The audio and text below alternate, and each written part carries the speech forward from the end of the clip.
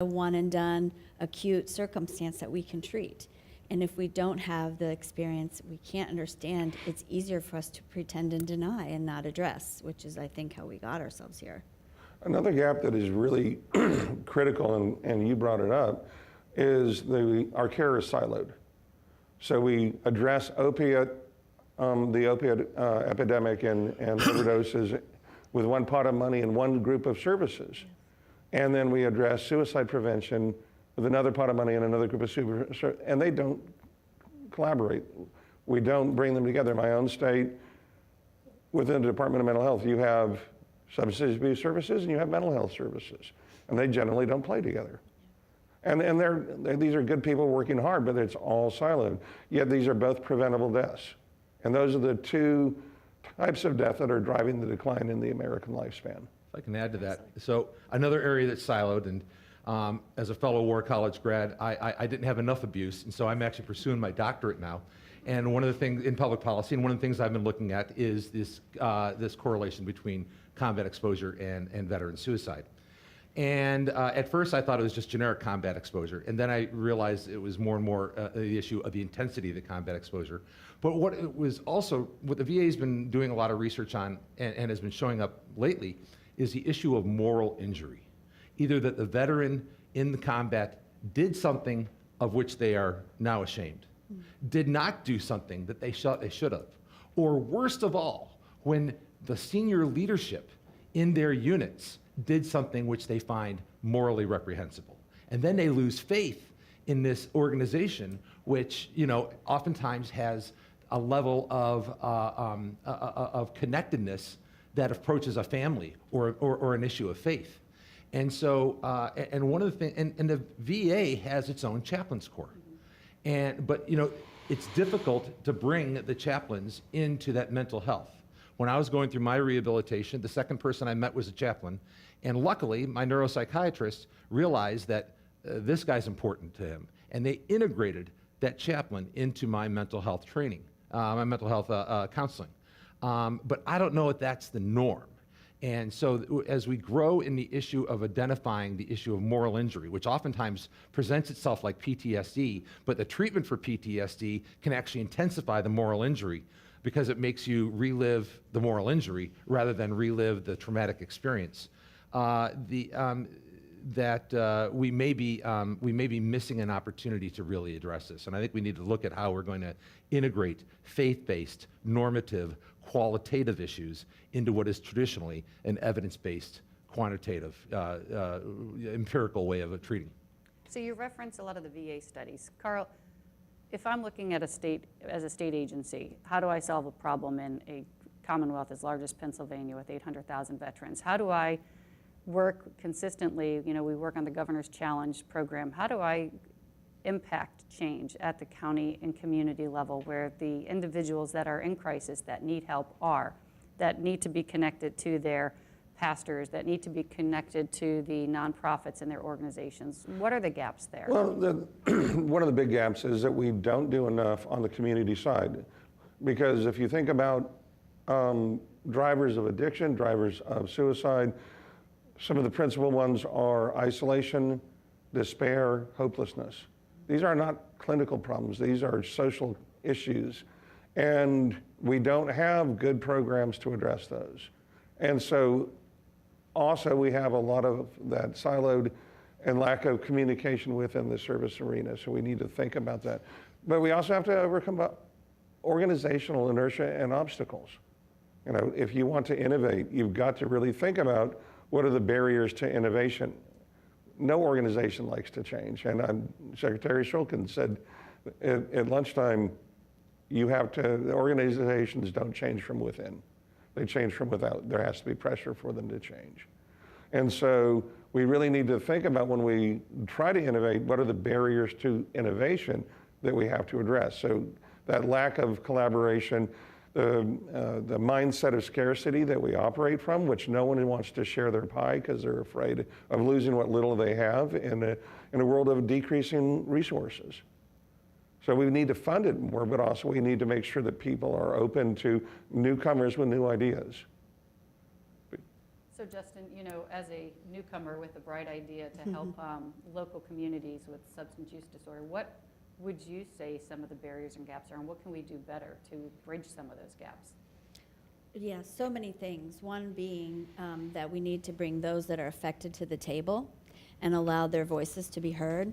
So while evidence and research is valuable, and the previous panel talked about outcomes, and so much funding is tied to evidence-based programming, the truth is what we've been doing doesn't often work, and we do need innovation.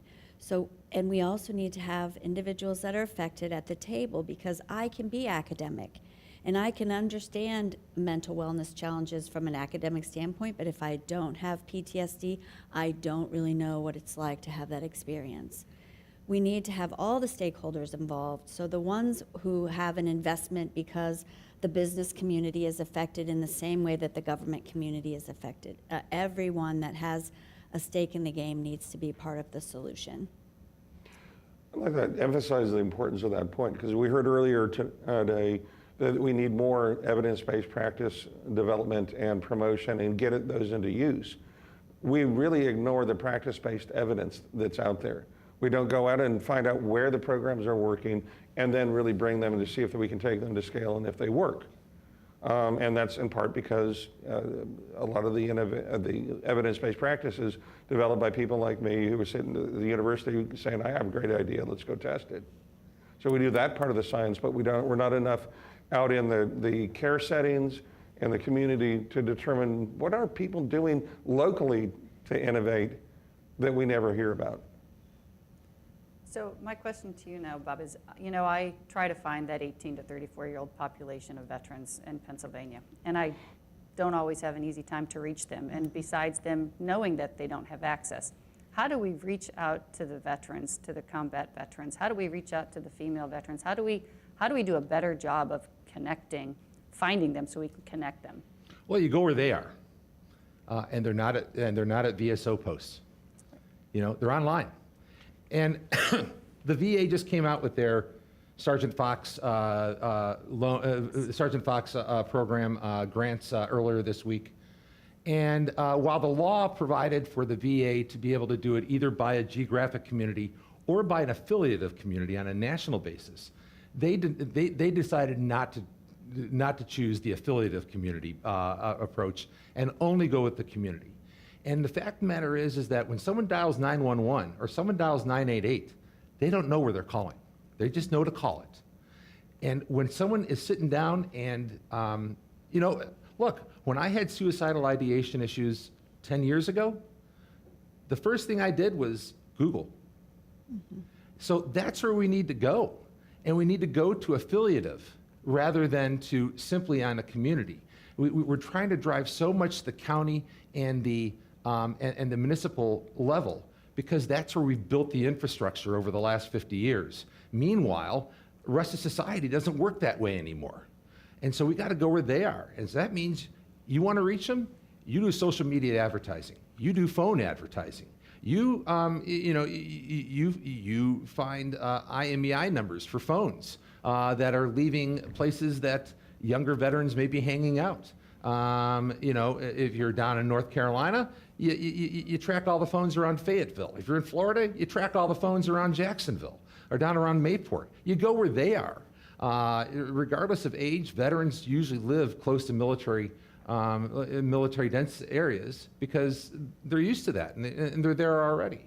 So I think the whole idea about, yes, we got to have community assets, but to put all of our hope into county and municipal efforts, I think is going to miss that 18 to 34-year-old.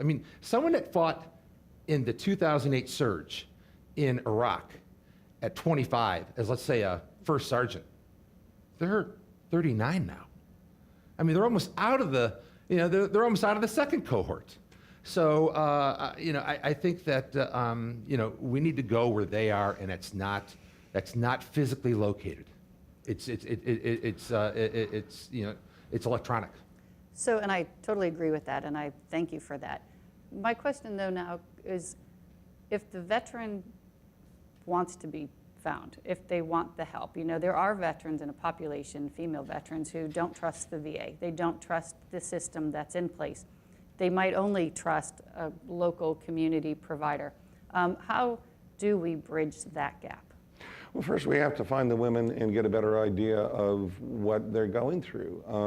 The counterpoint to the suicide is largely a male problem in the United States, enormously dominated, and the highest rates nationally are among middle-aged white men with no college degree, and their rates are alarmingly high, which makes the younger veteran rates in particularly stand out. But if you look at the relative rates compared for veterans, for men and women compared to their civilian counterpoints, the female veteran risk is much higher relative to civilian women than the male veteran to male civilians. Both of them are way elevated above the civilian rates, but women who served have a particularly higher rate, and we don't yet know why. I've been fortunate to work with a really group of amazing women researchers, a number of whom are veterans, who we developed a national survey of women who served, and what we found is really alarming levels of isolation, hopelessness, lack of self-worth, and no sense of purpose or belonging. So like somewhere in each of these areas, it was only about 30 to 50% who said they had a sense of purpose, they had a sense of belonging. And these are alarming because these are recipes for self-harm, for stress and crises. Now, you mentioned grants, so I'm curious to a nonprofit. What I found in the state, and you referenced the grant the federal VA put out, many organizations didn't know how to apply for the grants. They didn't know the grants were available, and so it's really difficult to walk them through that process. So what are your experiences with even being able to acquire the funds to run your organization to really help and reach those folks in need? Mm-hmm. So again, I think it comes back a bit to having the stakeholders at the table and developing those relationships and serving that need. In Indiana, where we do the grassroots work. So Overdose Lifeline does a bit of national work and a bit of grassroots work. We work closely with our state where those federal funds go for substance use disorder and mental wellness. And it's the agency that's typically managing the SAMHSA funds from the federal government. And who are those key decision makers in those government offices that you can develop a relationship with and understand the need that needs to be served?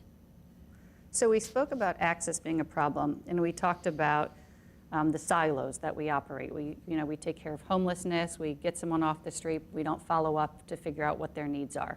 We don't always follow up on all their overall issues that put them in a risk of suicide.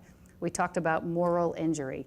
Now I'd like to know, for looking at a policy perspective, what are some of the major policy or organizational changes that we need? And you said to talk and look at the higher level, not at the community level. So how do we impact change? What is your ideas for how we can improve the process? Well, one thing, the foundation has put online this point paper that I made earlier, and it has some specific elements. I'm a quant wannabe. I love data. And one of the things that is a big problem right now is that both VA and DoD are not providing enough of their data. You go into the report they just came out with, they have the cohorts, the demographic cohorts by 18 to 34, 35 to 55 or 54, 55 to 75, and 75 plus. I mean, I'm 60. I acted a lot differently at 54 than I do at 60. And let's hope that I'm acting differently now than I will at 75. But to be lumped into that same cohort, I think is really problematic. I used to run the Federal Voting Assistance Program over at the Department of Defense. We did a survey every 4 years. I put all of my data down to as close as I could while keeping the data anonymous, which is generally no cohort less than 10 people. And I put it all online on data.gov for anyone to be able to use.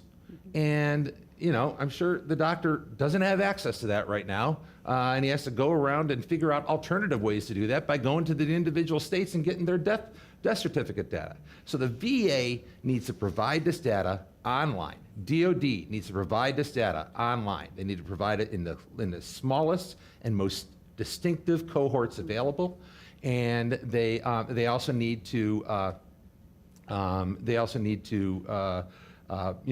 provide access to the DOD VA suicide veteran and military suicide database without having to already have a DOD or VA contract. I mean, there's plenty of organizations that can sign the non-disclosures and the HIPAA and the PII information, and that's just a way to be able to control information flow. Well, I'm going to say amen to that because, believe it or not, as the state agency for running veteran affairs in Pennsylvania, the federal VA does not let us know what veterans return back to our Commonwealth. So no state director receives that, which I don't understand that if we're going to reach out, that we should have that. We spoke earlier about this topic in data, and one of the things I've noticed is not even from the federal VA sharing it with the states or sharing it amongst Department of Defense and the VA. There's a lack of data to even understand the problem and the enormous problem with suicide and how many folks in a community are in crisis. Well, there's barriers at every level to getting data these days. A lot of it has to do, especially when you're involving personal health information, even for people who are deceased. Many of the states won't release their data because of concerns out of confidentiality and legal liability. Some states can't, at least one state has never digitized their death records. So you can request an individual death certificate, but you can't get aggregate data because they can't access it. So it's that whole system needs to be fixed. But also, there are a lot of walls between organizations. So for example, it took almost an act of God to get our Department of Corrections and the Department of Mental Health in Alabama to be able to share data.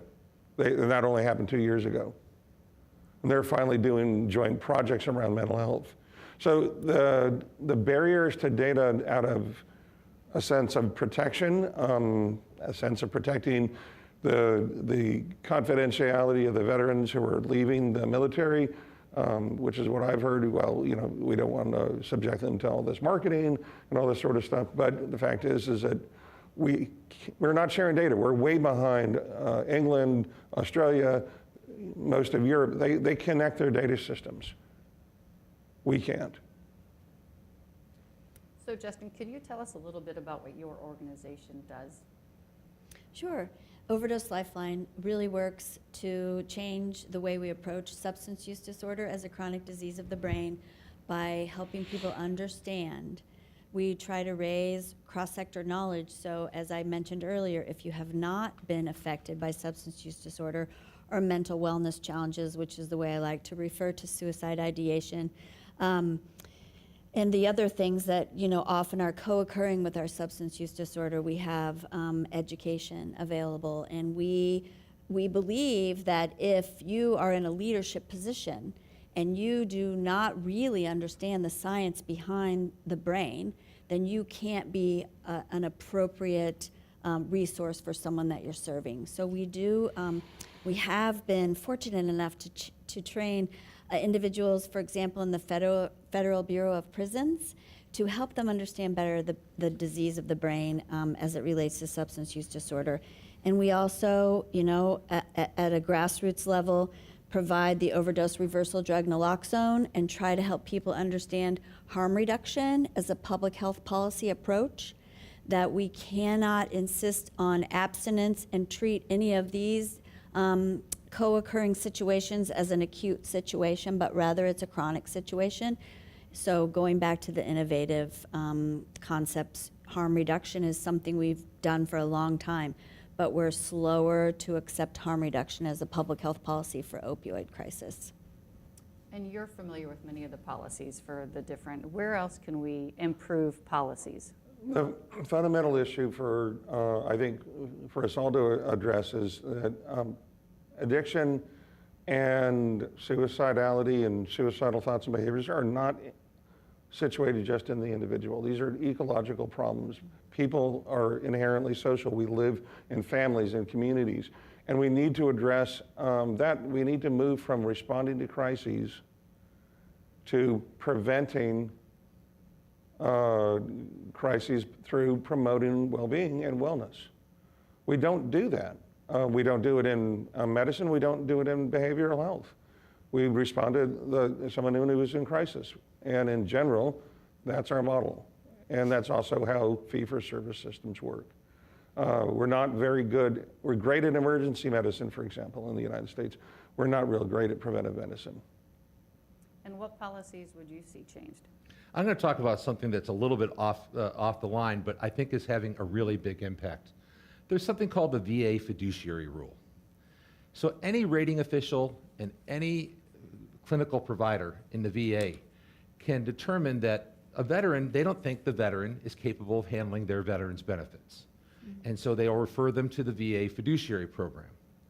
And the fiduciary program, the burden of proof is upon the veteran to prove that they are competent.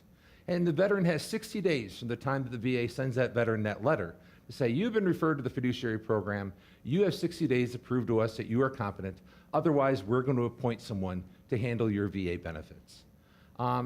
No judicial oversight, no due process. Now here's the kicker. If and when that veteran is referred to the fiduciary program and is put into the fiduciary program, they are then also reported to the Department of Justice as a mental defective under the Brady Gun Control Act of 1998. And so then they are no longer allowed to purchase or possess a firearm. Now, 46% of all veterans own firearms. I own 4 because I like venison. And I take my sons hunting. And if I thought that the VA is going to come after me and tell me that I can no longer, manage my own benefits, and oh, by the way, we're also going to take away your gun rights, I'd be pretty upset. Well, there is a strong, and of the 260,000 people that have been put into the gun control database by the federal government, 255,000 of those are veterans referred through the fiduciary program.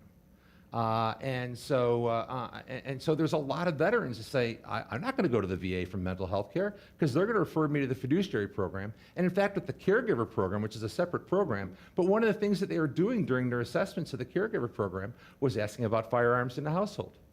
And then they were referring the veteran to the fiduciary program out of the caregiver evaluation as a gun control measure rather than as an issue of whether the veteran could handle their finances or not.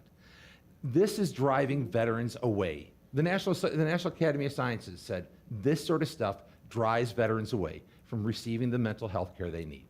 And so that needs to be changed. And to that point, years ago when I was still serving in the military, that was an impact of stigma, where people didn't want to go to mental health or behavioral health because it would impact your security clearance. Right.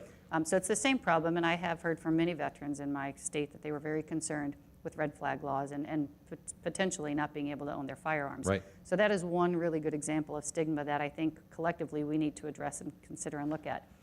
What other areas of stigma do we still need to work on? I mean, we talked about policies, but stigma is always a word that's out there. What else can we do better?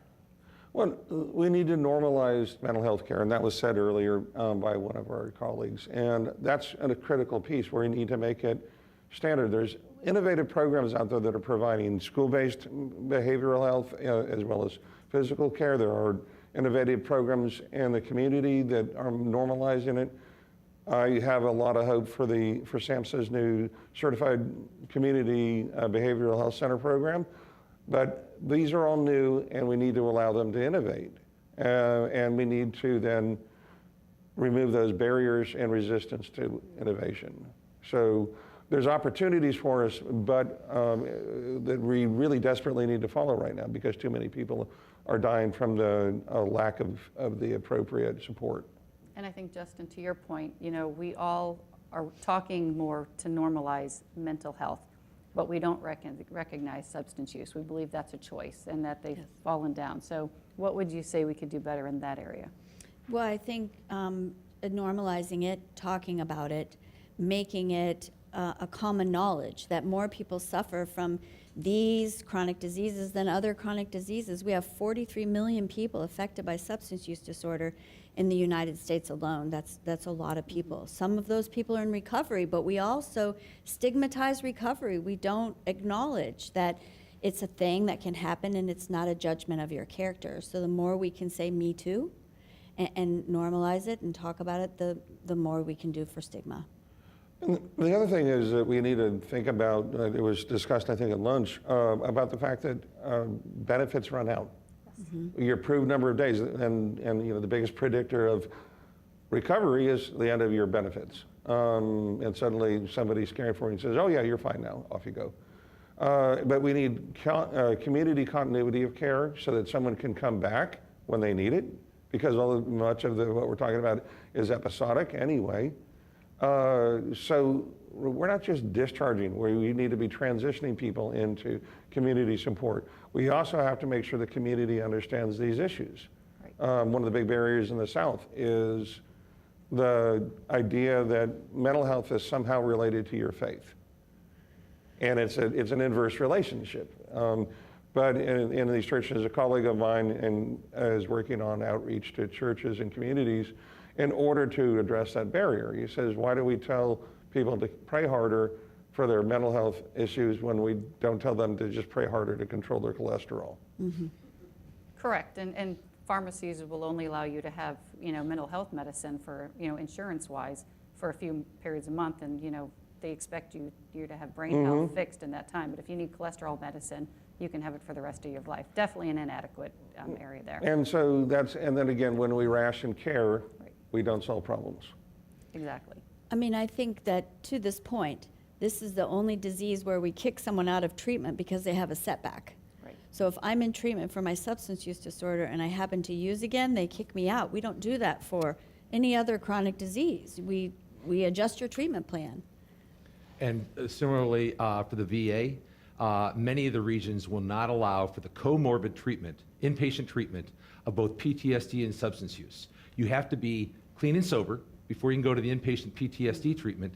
But then the people that are going through the inpatient PTSD treatment say, I want to use the most when I'm going through my PTSD treatment. And so you need to have that comorbid treatment. And a lot of them just don't do it because it's, they have one facility that's PTSD inpatient, they have another that's substance use inpatient, and the thought of crossing them together is apparently anathema. Yeah, absolutely.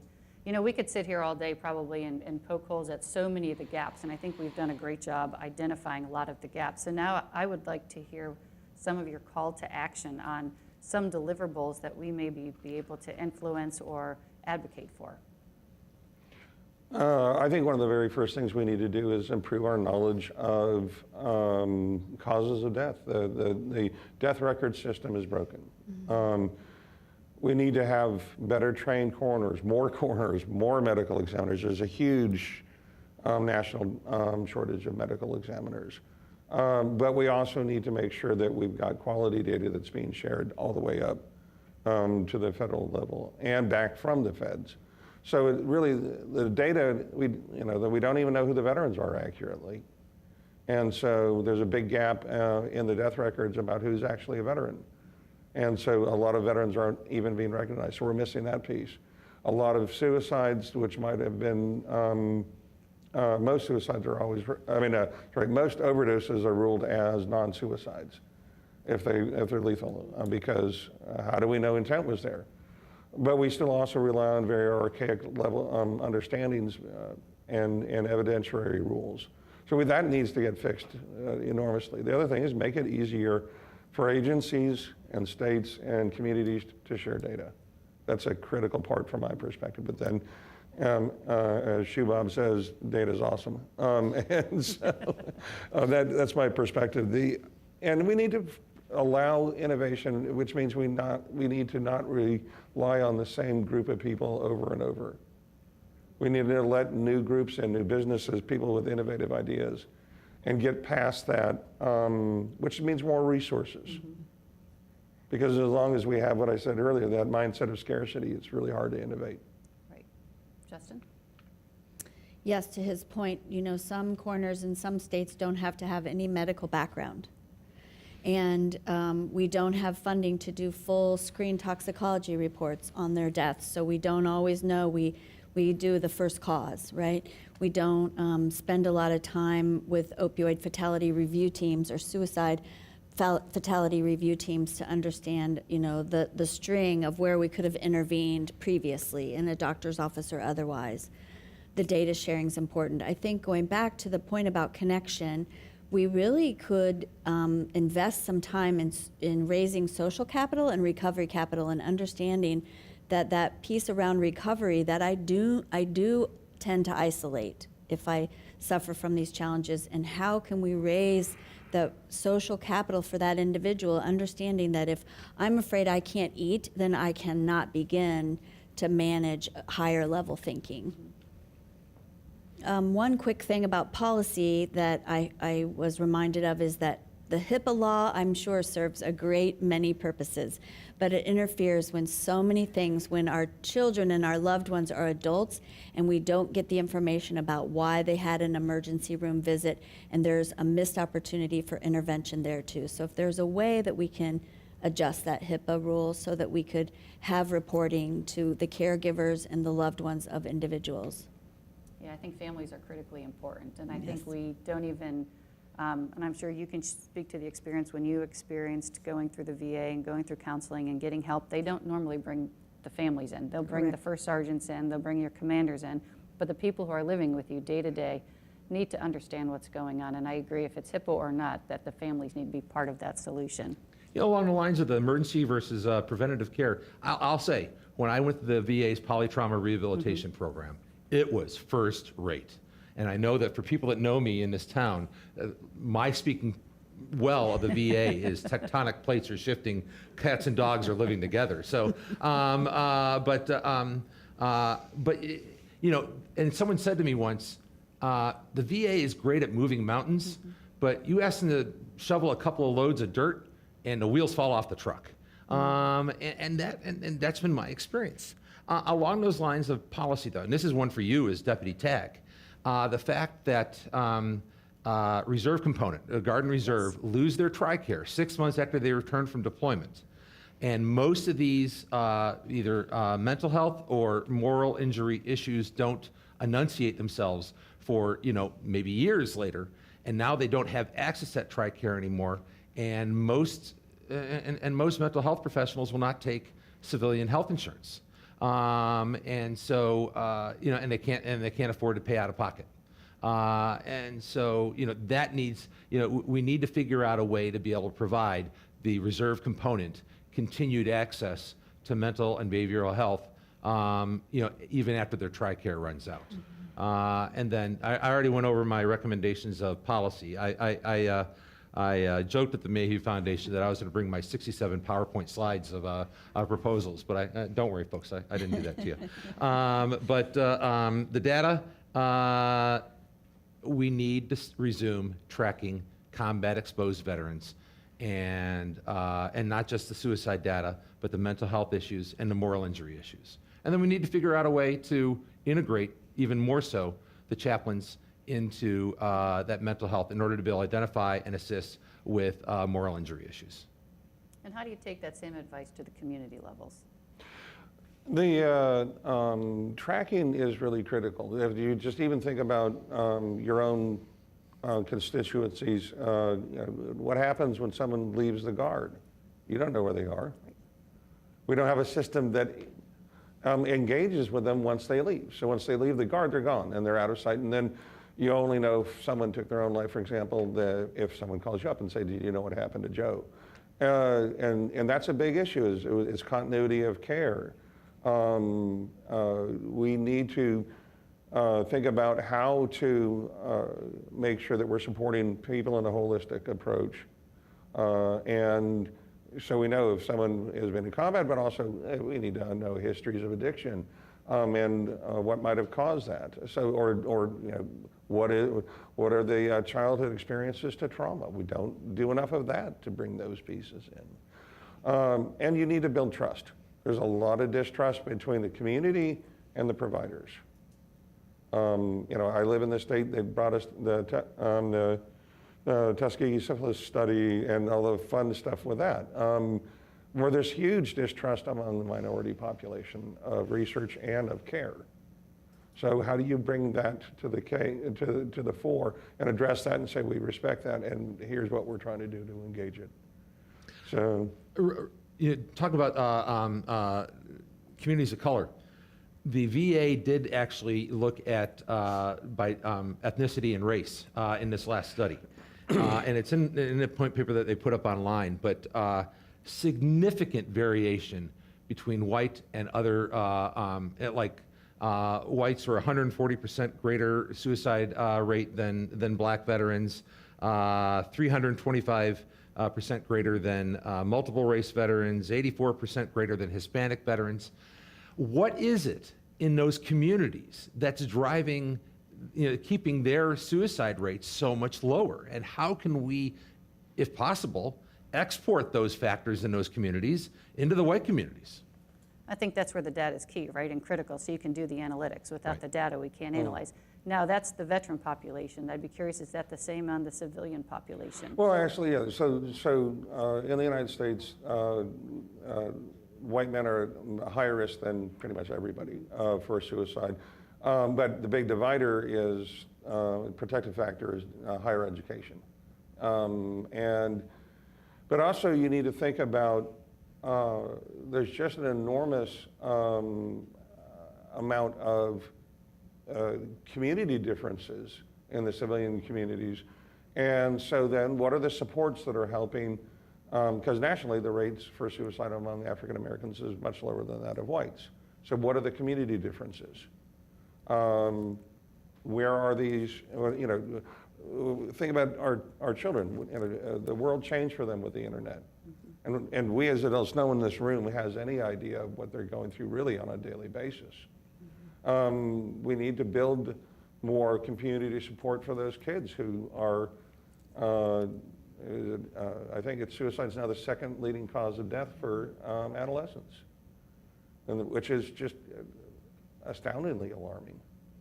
And so we need to be really rethinking how we're approaching this and supporting the whole person and not waiting for crises. I mean, if you think about it, how many of our veterans have guns and all, and there's a reason why among women nationally, the means of suicide for women is generally poisoning, self-poisoning and overdose, whereas men it's guns. But for women veterans, it's also guns. Sure.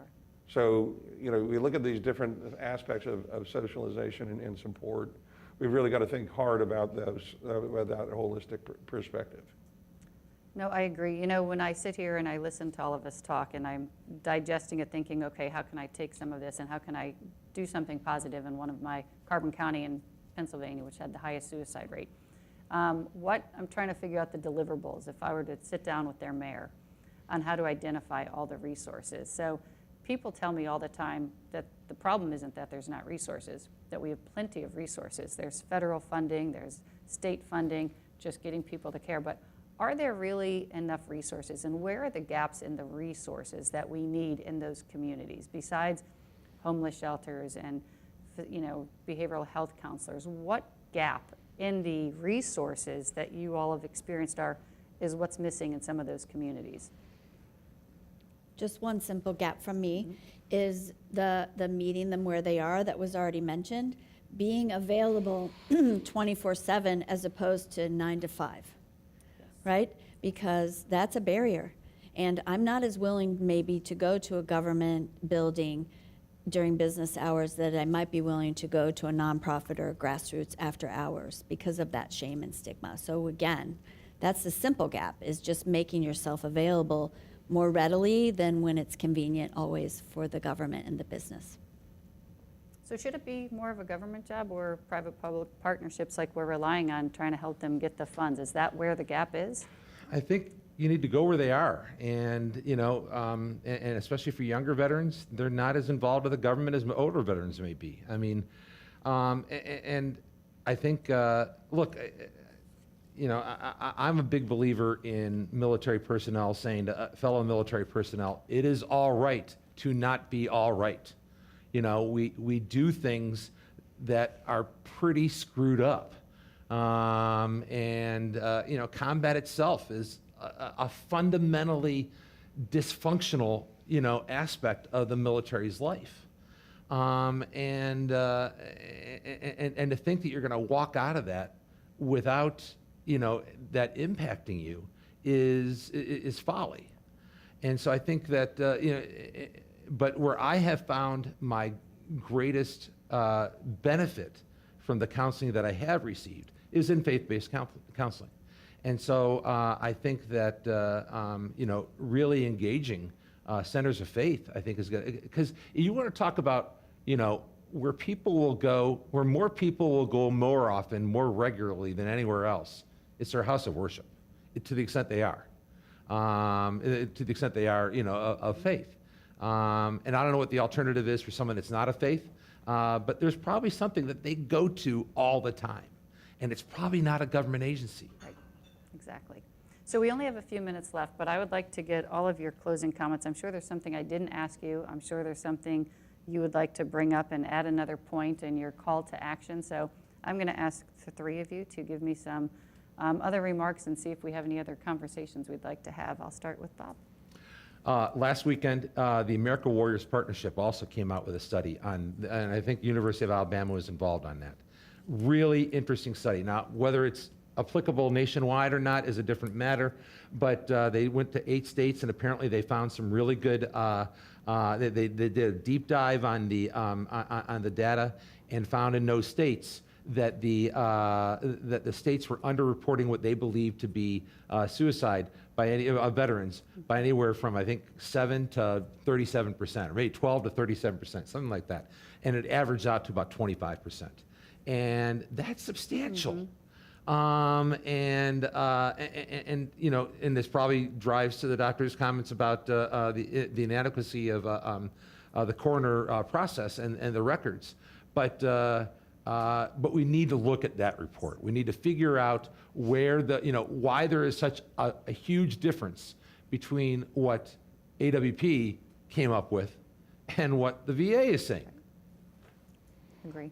Well, the gap was in identifying who's veterans, not actually the suicide itself. But, Oh, okay. But we also know nationally that suicides are enormously underreported. And still, the gold standard for suicide, determining the suicide, is a note. And suicide is, I think, notes are only found about 30% of the time now.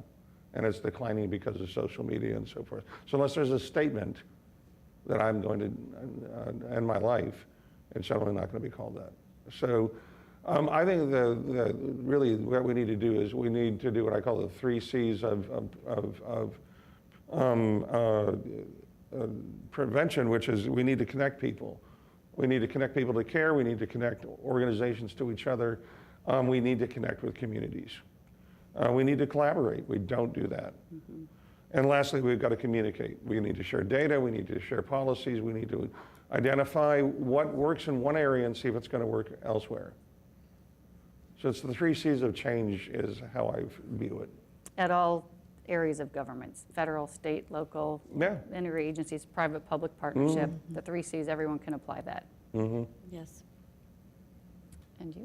And in its most simple, basic form, we need to consider the cliche term, put yourself in their shoes. And it was brought up already about adverse childhood experiences. I think we need to understand what people's story is when they come to the table. And the adverse childhood experiences is a series of 10 questions. If I knew your ACE score, because it's a bubble above your head, I would treat you differently, right? And if we could all just understand that we come to the situation with a story, with an adverse childhood experience or combat experience, and understand each other better, we would make a world of difference. I agree. Any closing remarks from anybody? Good. This has been a great event, and really do appreciate the foundation and everyone else, and thank you for leading us. Well, I really appreciate all of your comments. I learned a great deal. Hopefully things I can take back to my community and make them applicable. But I appreciate, Mary, again, you bringing this group together so that we can have this discussion. It's critically important for all of us, whether you're a civic leader or a nonprofit organization in academia and policies, looking at data. I think we all learned a great deal and realized that those 3 C's apply to everybody. So I appreciate all of your comments today. Thank you. Thank you, Joe. Well, thank you very much. Innovation in mental health treatments is an extremely important topic. General, thank you for hosting this session. Thank you all for your participation. And at this time, I'd like to invite the founder and president of the Mayhugh Foundation up, Mary Lowe. Thank you. Thank you. Wow, every year I'm amazed at what people bring to the table with their passion and what they care. There were some interesting themes this year that I think I just really want to share for some closing comments before we thank everybody. And part of that is, we need to make mental health part of health, not just mental health. We need to take a holistic, integrative approach to build wellness and resiliency by finding the right care at the right time. We need to continue to invest in research and research and research and research. We need to do a better job of reducing stigma. We must continue to advocate and fight for change. And the pressure must come from us. It's not going to be the government. We must do a better job of data access, data sharing, and analysis, and to unravel the data and understand what it tells us and what we can learn from it. We must build trust in the system. Our brain is the most important organ in the body, but the one least understood, and the only one subject to hidden wounds. We must raise social capital, and in the end, empathy and understanding are key to building wellness and resiliency. But I also want to say this would not have happened without a lot of people supporting this. We have a great group of volunteers, and I can't thank them enough. But also, too, we've had a great group of sponsors that I couldn't, go on and do this without them. And especially with MITRE, a lot of our volunteers are MITRE. MITRE gives many of us civic time to use for this event. And then we have the MITRE Veterans Council. Rachel Armstrong is our fearless leader of the Veterans Council, but she's been an advocate for what we're doing here. So again, they've been an important partner in this. And then Lorraine Nordlinger, your friend Lorraine, has put out a little challenge, just on my behalf and yours too, that she's a realtor in Virginia for Sotheby's, and for anybody that uses her for a home sale or home purchase, she's offered to put in a percentage of her proceeds to the foundation. So if anybody's looking for a home, wanting to buy a house in Virginia, call Lorraine. But at the end of the day, there's a few people I need to thank that have gone above and beyond, that spent some very, very late nights with me that I need to thank. Rodney, you get to be the first one. Where are you? So Vets in Transition, this programming would not be possible without Rodney and his team. I left at 9. They were here later. They were here at 6 this morning, but also too, just a lot of late night phone calls. I have a little thank you note for you, Rodney. Come on up. But I want everyone to meet Rodney, okay?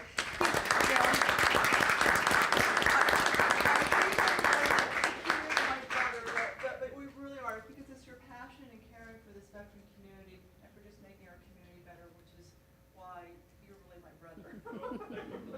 Thank you very much. Okay.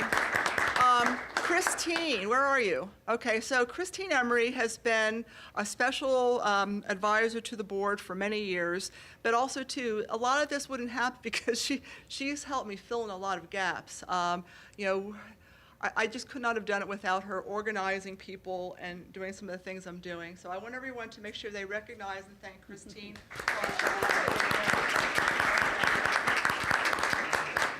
Okay, and then 2 people can come up together that were latecomers to helping me, but boy, did they show off their skill sets in the last couple of days to help pull these things together and pull this.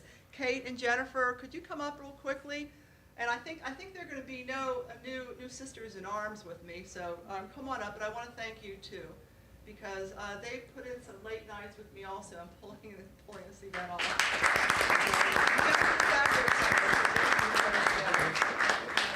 Later. And then where's now? I have a special gift for Lou. Any good officer always has a good NCO. And we have one of the mugs for you, but I'm not sure where Anne Marie is with the mug. She's drinking out of it. Oh, she's drinking out of it, okay. But no event goes off without a good officer NCO combination. So you always find the best master sergeant you can. So thank you very much. Okay. We have some events coming up next year or later this year that I want to remind people of. You all know about the event Glow Media's hosting on October the 12th. You're all invited to that. It is also free. Trish and I, all of our events are free. We work very hard at that. And then also, too, we have 2 races coming up. We're hoping in our December race that Layla will be there with her horses. We're working with the National Park Service, but part of our community outreach is doing racing events where we talk to the community, we try to connect with resources. I know a few of you have talked to Nick. He was one of our big connections. Nick Turk, he's a British welfare officer for the British service members here. He was at one of my races about a year ago, talking about the struggles his service members were having. And we were able to connect him with Military One Source, and Lee Kelly was hot on it when I gave her a call, said, hey, don't our NATO partners have access to Military One Source? And it's been a successful connection, and I think we've really hopefully intervened in some lives and saved some marriages that we've been told about. So that's it from me. Oh, Anne-Marie has a mug. Okay, we can come on up. I haven't decided if we really should give Lou a mug. You know, but this was a toss-up. So here's the mug. I don't know if y'all can see Looks it. like Captain America. It's like Captain America, but it's black and white. But we know you operate in the gray, which there's also circles in the gray. But There there's we a go. star in the middle, and that's people like Mary Lowell, like you, Lou, all of you out here that take your time to come to events like that, like this and others. And so hopefully, Lou, you continue to Thank bring you. everyone together. Same with you, Mary Lowell, and maybe you can Thank you share both. it. Yes, thank you. Why does it smell like tequila? Well, I was back. I was in every room. And so, and then also too, some of my board members are here. Mike, do you want to come up? And Emily, Emily's here. Any of our other board, I think just Mike and Emily. But, you know, they've also been on the journey with me. Sitting in our living room, and Bobby, where's Bobby? Bobby. Sitting in the living room and planning these things over the last 5 years. And so, and Bobby's been our great photographer, and all that artwork that you see, that those blankets of my son's artworks, thank goodness Bobby took pictures of all that, and we were able to put it on the blankets. And then Anne-Marie was able to take some of that, and one of those pictures is now in Washington Reagan Airport in Concourse B, I think. So again, C, Concourse. Concourse B. So I want to thank everybody for coming. We have a reception, so we're going to be moving into another space for the reception.